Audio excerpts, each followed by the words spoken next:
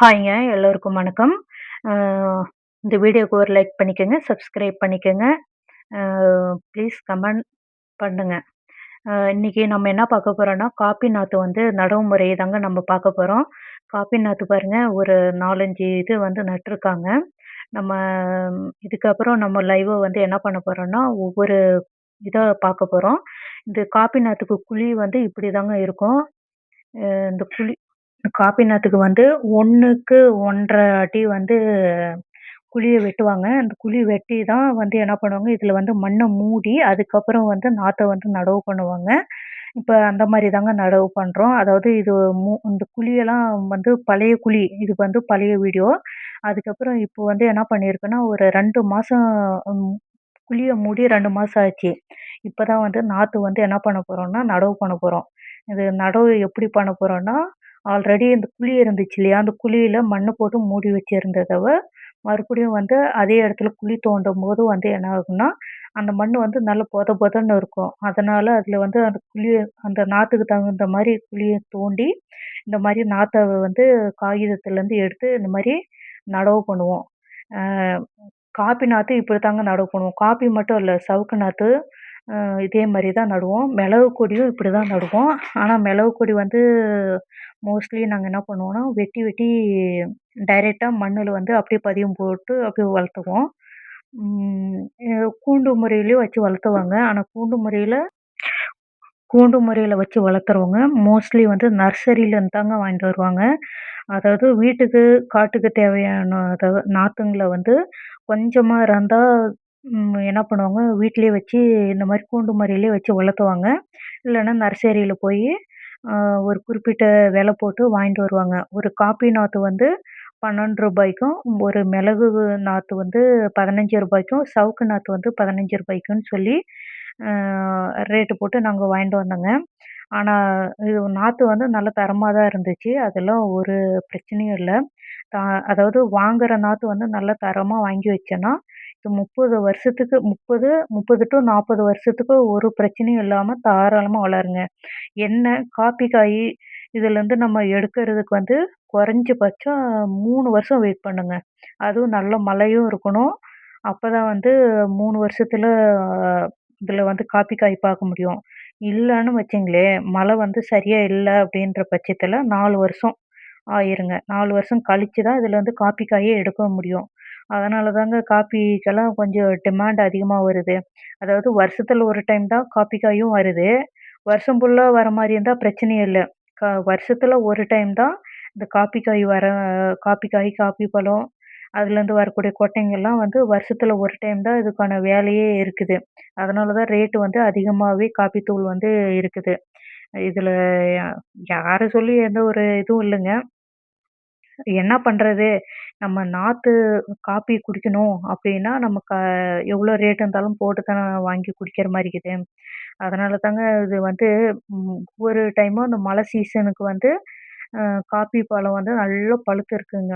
மழை சீசன் இல்லாத டைம்ல இந்த மாரி காய் வாட்டாவும் இருக்கும்.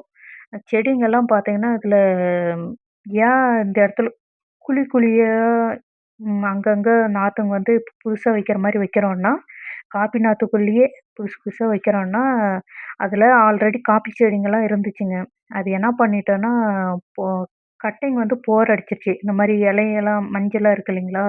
அந்த மாரி மஞ்சள் இலை வந்து வரக்கூடாது. அது ஃபுல்லா செடி ஃபுல்லா இருக்கிற இலைங்க எல்லாம் அந்த மாரி மஞ்சள் ஆயிடுச்சுன்னா, அது கட்டைக்கு நடுவுல வந்து புழு வச்சிருங்க.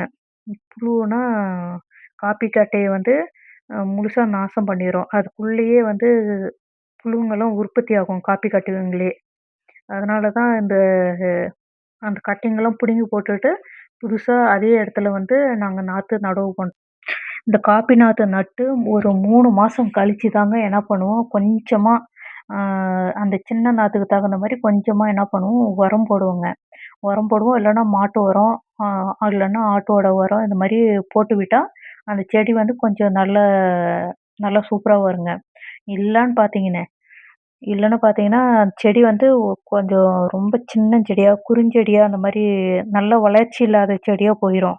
அந்த செடிக்கு நம்ம நல்ல உரம்னா, யூரியா கூட கொஞ்சமா போட்டா நல்லாவே சூப்பரா வளரும். அதே மாரி தாங்க காப்பி நாத்துக்கும் பண்ணுவோம். அதே மாரி தான் சவுக்கு நாத்துக்கும் பண்ணுவோம். கமலா, ஆரஞ்சு, அ லெமன், அடுத்தது பட்டர் ஃப்ரூட்டு, அ அத்திப்பழம் இதுக்கு எல்லாத்துக்குமே இப்படிதாங்க உரம் போட்டு அதுக்கு வளர்த்துவோம். இதில அதாவது நம்மகிட்ட ஆடு, மாடு எதுவுமே இல்லாதனால தான் நம்ம வந்து என்ன பண்றோம், யூரியா வாங்கி போடுறோம். ஆ சப்போஸ் ஆடு, மாடு இருந்திருந்தா கண்டிப்பா ஆட்டு உரம், மாட்டு உரமே போட்டு இயற்கை விவசாயமாவே நல்லா பண்ணியிருப்போம். இதில வந்து நாங்க மாட்டு உரமும் போடுவோம். ஆனா ஒரு வருஷம் யூரியா, ஒரு வருஷம் மாட்டு உரம் அந்த மாரி தாங்க போட்டுக்கிட்டு வரோம். அதனால அதிகமா வந்து நச்சுத்தன்மை அதிகமா இந்த மண்ணுல இருக்காது. கொஞ்சம் நல்லா நல்ல மண்ணாவே இதில இருக்கும். மண்புழுவும் அங்கங்க பார்க்கலாம். இதில ம் அதிகமான கெமிக்கல்ஸ் எதுவுமே கலக்க மாட்டோம். அதே மாரி பூச்சி மருந்து இந்த மாரிலாம் அடிக்க மாட்டோம். இந்த எப்பவுமே இயற்கை விவசாயத்துக்கு வந்து நாங்க நாங்க இயற்கை விவசாயத்துக்கு எப்பவுமே தலை வணங்குவோம். அதுவும் இல்லாம இந்த காப்பி செடிங்கலாம் பார்த்தீங்கன்னா, குழி தோண்டி அதுவும் அந்த குச்சில தாங்க குழி தோண்டுறோமா, குச்சில குழி தோண்டுறப்போ என்ன ஆகுதுன்னா, நம்மளுக்கு கையே வலி எடுத்துக்குதுங்க. அந்த அளவுக்கு கொஞ்சம் லைட்டா ஹார்டா தாங்க இருக்குது. அ இதில பாருங்க பிஞ்சு மிளகுலாம் இப்ப தான் வந்து வர ஆரம்பிச்சிருக்கு. இந்த இதில தாங்க அந்த மிளகோட முத்துக்கள்லாம் வரும். இதில இருந்து தான் மிளகு இப்போ வந்து சீசன் கிடையாது. அதனால இப்ப தான் பிஞ்சு வருது. அது ஏப் மார்ச், ஏப்ரல்ல தான் அந்த மிளகு வந்து நல்லா விளைச்சல் வரும். அதனால அதுவரைக்கும் நம்ம என்ன பண்ண போறோம், வெயிட் பண்ண போறோம். இப்ப நவம்பர், டிசம்பர்லலாம் அதனுடைய முத்துக்கள்லாம் வரும் மிளகுல. இந்த வருஷம் கொஞ்சம் காப்பு பிடிச்சிருக்கு மிளகு. அதனால இந்த வருஷம் கண்டிப்பா மிளகு எங்களுக்கும் கொஞ்சம் கிடைக்கும்னு நெனைக்கிறேன். போன வருஷம் சுத்தமா மிளகே எங்களுக்கு கிடைக்கவே இல்லங்க. ஏன்னா கிளைமேட் அந்த மாதிரி. அதனால தான் எங்களுக்கு மிளகு சுத்தமாவே கிடைக்கல.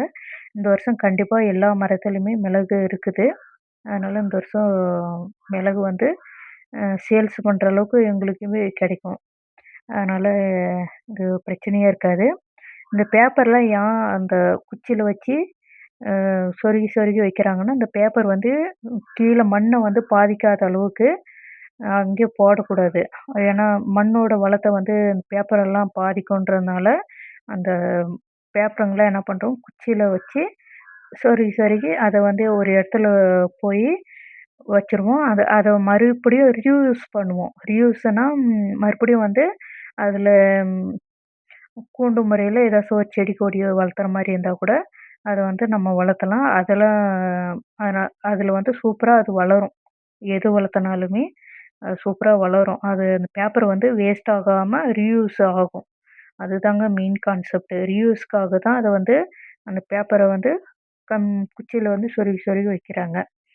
இப்ப இதிலயே வந்து நாங்க என்ன பண்ணியிருக்கோன்னா, மஞ்சள்லாம் போட்டு வச்சிருக்கோம். இஞ்சி போட்டு வச்சிருக்கோம். அ மஞ்சள் வந்து அந்த காட்டு எருமைங்க வந்து சாப்பிடுறது இல்லங்க. மெயினா அந்த இஞ்சிய தாங்க கடிச்சு கடிச்சு தின்னுட்டு போயிறது.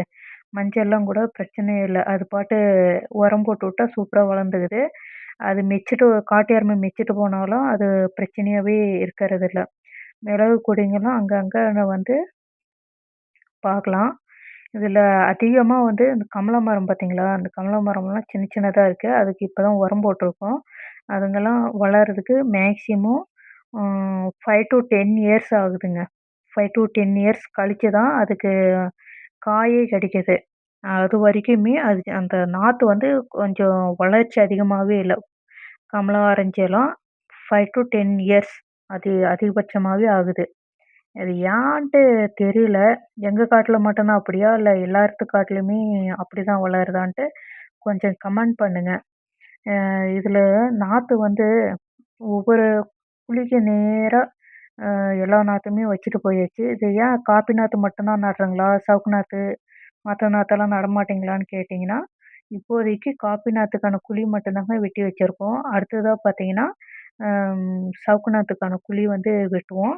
அது வெட்டி, அதுக்கப்புறம் வந்து காட்டு எருமைகள்லாம் உள்ள தோட்டத்துக்குள்ள வராம இருக்கிறதுக்காக வேண்டி, என்ன பண்ணுவோம்னா, ஃபென்சிங் போட்டுட்டு, அதுக்கப்புறம் தாங்க பட்டர் ஃப்ரூட்டு எல்லாமே நடுவோம். இங்க பாருங்க காட்டு எருமை வந்து உடைச்சு தள்ளிட்டு போயிட்டுருக்குது நைட்டு வந்து. இதுக்காக தாங்க அந்த ஃபென்சிங் மெயினா போடணுன்றதுக்காக சொல்றேன். இது பாருங்க எப்படி எவ்ளோ வெறியா இருந்துச்சுன்னு தெரியல. பாருங்க காப்பி செடி ஃபுல்லா மொட்டைய உடைச்சு தள்ளிட்டு போயிருச்சு. அந்த காட்டு எரும. அங்க இதுலயும் பார்த்தீங்கன்னா, அங்கங்க கொஞ்சம் கொஞ்சம் மஞ்சள் நட்டு வச்சிருக்கோம். இதுல ம் இன்னும் ஒரு கட்டைய வந்து காட்டுறேங்க. அந்த காப்பி கட்டையில வந்து பார்த்தீங்கன்னா, ஆ எப்படி இந்த புழுங்கெல்லாம் உள்ள அரிச்சு இருக்குது இல்லைங்களா? அதனுடைய ஹோல்லாம் நல்லாவே தெரியும். அந்த அளவுக்கு இருக்குதுங்க அந்த காப்பி கட்டையில.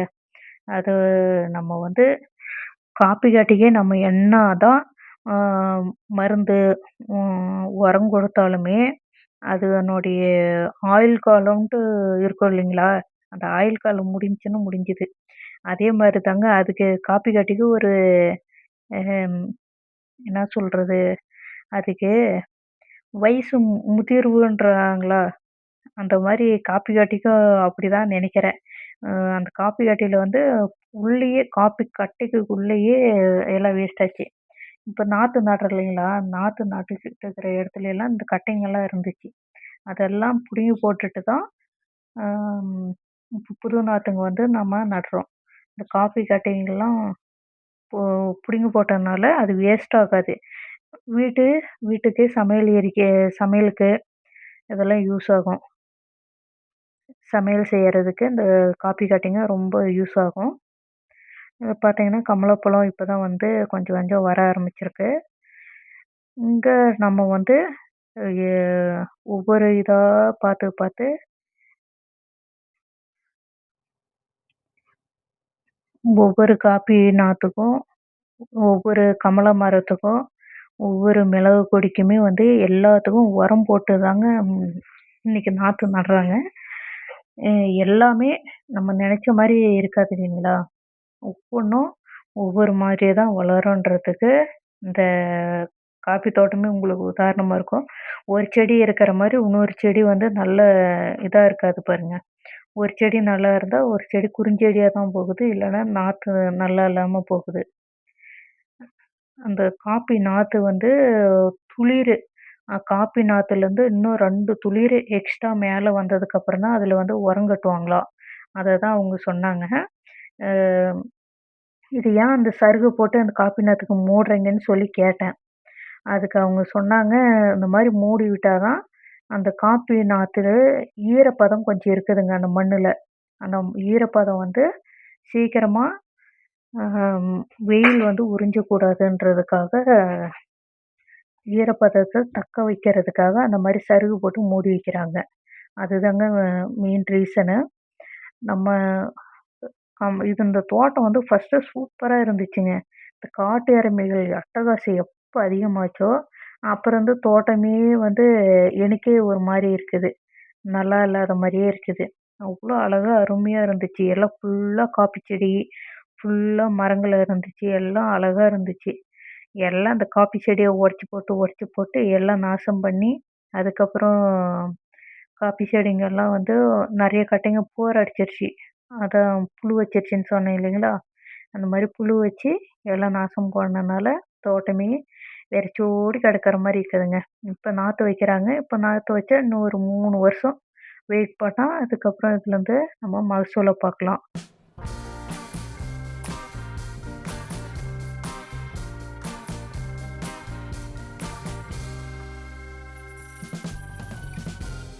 You took a bite out, baby, in the middle. I do believe that you came up rough. I thought I was only trying to be gentle.